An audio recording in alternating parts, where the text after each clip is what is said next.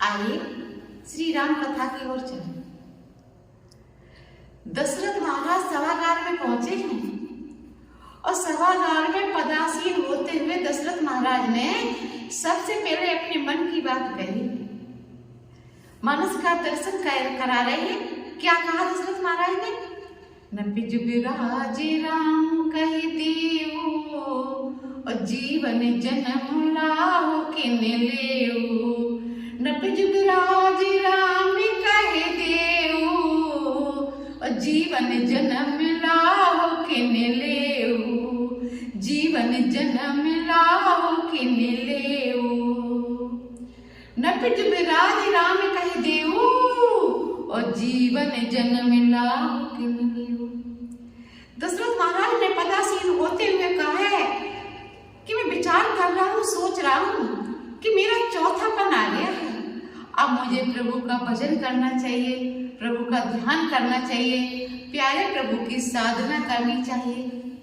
तो मैं विचार कर रहा हूँ, सोच रहा हूँ कि बड़े पुत्र राम का राज जब से कर दूं, राम को राजा बना दूं, फिर मैं बने जा करके प्रभु का खूब भजन करूंगा, खूब ध्यान करूंगा प्रभु का।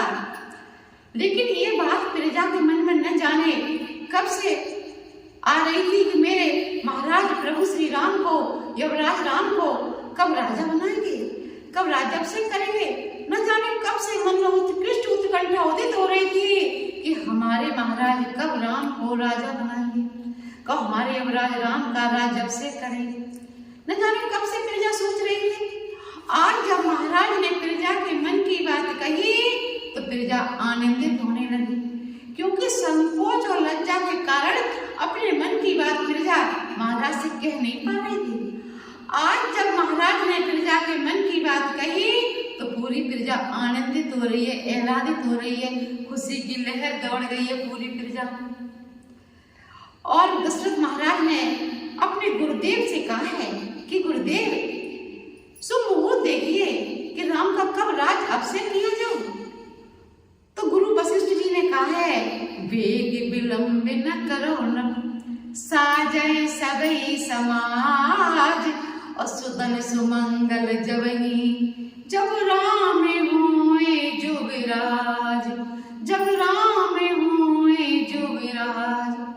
कहा राजन, जब राम का राज जब से कर दो वही शुभ समय है, वही शुभ मुहूर्त है, अभी कर दो, उसी क्षण कर दो और सभी तीर्थों का जल मंगाइए।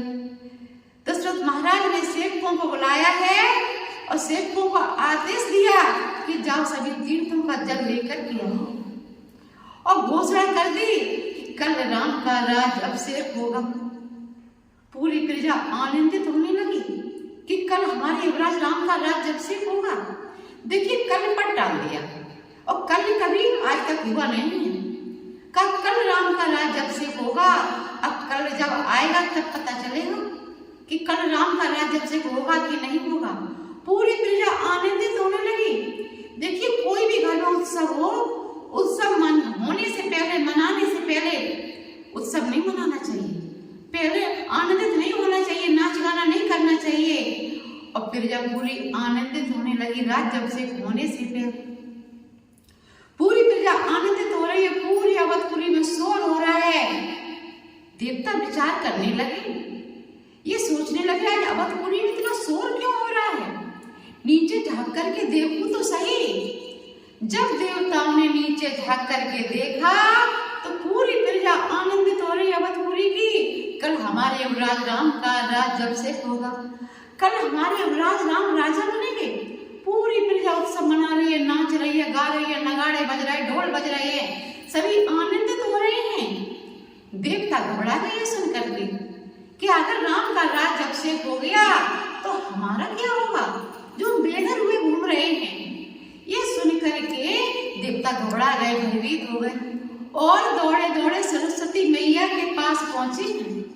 सरस्वती मैया से हाथ जोड़ करके विनती निवेदन करते हुए कह रहे हैं कि माँ, राम का कल राज अभिषेक न हो पाए, ऐसा कुछ करिए।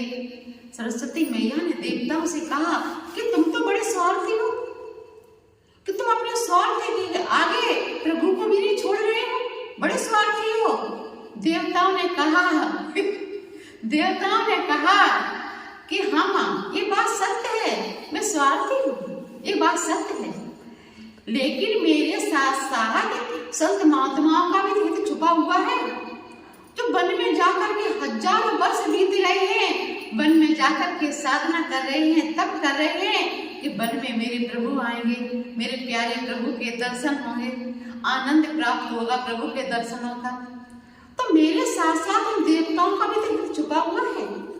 तो देवता सरस्वती मैया से कह रहे हैं, परिहित सरसि धर्म नहीं भाई, और परिपीड़ा समु नहीं अधुमाई। परिहित सरसि धर्म नहीं भाई, और परिपीड़ा सम नहीं अधुमाई। परिपीड़ा सम नहीं अधुमाई। परिहित सरसि धर्म नहीं भाई, और परिपीड़ा सम नहीं अधुमाई। कहा माँ ये तो परहित है। सरस्वती मैया के विचार करने लगी कि परहित से बढ़कर के कोई धर्म नहीं है, ये तो काम हमको करना चाहिए, परहित करना चाहिए। और सरस्वती मैया अवधपुरी में पहुंच गई। चारों तरफ दृष्टि घुमाई सरस्वती मैया ने, अवधपुरी में कोई एक बच्चा तक दिखाई नहीं दिया जिसकी बुद्धि को पलटा जाए, एक भी बच्चा नहीं दिखाई दिया। सरस्वती मैया विचार करने लगी, अब किसकी बुद्धि को पलटा जाए। एक दिखाई दी, वो अवधपुरी की नहीं है, परदेसी है। नाम मंथरा मंदमती, चेरी के कई देश, और सजस पिटारी कर गई गिरामती भेद। मंद बुद्धि वाली, मंदमती वाली के कई देश की के कई महारानी के साथ आई थी मंथरा। के कई महारानी की दासी वो मंद बुद्धि की है, उसकी बुद्धि को पलटा जा सकता है। सरस्वती मैया ने मंथरा की बुद्धि को पलट दिया। मंथरा भी दौड़ी दौड़ी प्रजा के पास आई और पूछने लगी कि शोर क्यों हो रहा है, आज किस बात का उत्सव मनाया जा रहा है अवधपुरी में। पूरी प्रजा आनंदित हो रही है। कहने लगी प्रजा कि तुमको मालूम नहीं है, कल हमारे युवराज राम का राज्याभिषेक है, कल हमारे युवराज राम राजा बनेंगे। लेकिन मंथरा के मन में ये बात नहीं भाई। मंथरा मन ही मन में विचार करने लगी, सोचने लगी कि कैकेयी महारानी को महाराज इतना प्यार करते, इतना प्रेम करते हैं, और राज्याभिषेक कर रही है कौशल्या महारानी के पुत्र राम का। मंथरा ने कैकेयी महारानी के भवन के लिए दौड़ लगा दी। जब कौशल्या महारानी की दासी ने सुना यह शुभ समाचार, तो दौड़ी दौड़ी कौशल्या महारानी के भवन में पहुंची है, और कौशल्या महारानी से हाथ जोड़ करके कौशल्या महारानी की दासी ने कहा है कि महारानी कल हमारे युवराज राम राजा बनेंगे, कल हमारे युवराज राम का राज्याभिषेक होगा। ये बात सुनकर के कौशल्या महारानी आनंदित होने लगी। कौशल्या महारानी ने अपनी दासी से कहा कि आज इस खुशी के अवसर पर मांगिए, क्या मांगना चाहती हो? जो तुमने हमको शुभ समाचार दिया है, तो तुम क्या मांगना चाहती हो, क्या चाहती हो मांग लो।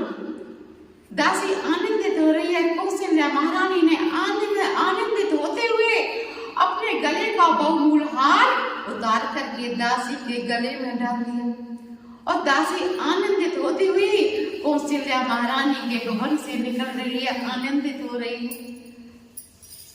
जब मंथरा दर से निकल रही थी, जब मंथरा ने देखा कौशल्या महारानी को, दासी को इतना खुश होते हुए, आनंदित होते हुए, और बहुमूल हार को गले का देखती हुई जा रही थी, मंथरा ने कहा रे इतना बहुमूल हार किसका चुरा करके लाई हो? कौन सी महारानी का चुरा करके इतना बहुमूल्य कीमती हार लेकर के आई हो? तो कौशल्या महारानी की दासी ने कहा नहीं नहीं, इस बहुमूल्य हार को मैंने चुराया नहीं है, मैंने महारानी को शुभ समाचार सुनाया कि हमारे युवराज राम कल राजा बनेंगे, कल हमारे युवराज राम का राज्याभिषेक होगा। ये सुनकर के कौशल्या महारानी आनंदित होकर के इस खुशी के अवसर पर हमारी महारानी ने हमको ये बहुमूल्य हार दिया। दासी आनंदित हो रही है कौशल्या महारानी की, आनंदित होती हुई चली गई। लेकिन मंथरा को ये बात अच्छी नहीं लगी। मंथरा मन ही मन में जलने लगी उस राशि से, और कौशल्या महारानी से मंथरा के मन में जलन हो रही। अब मैं आपको आगे की राम कथा कल श्रवण कराऊंगी। तब तक के लिए जय सिया राम, जय सिया राम, जय सिया राम।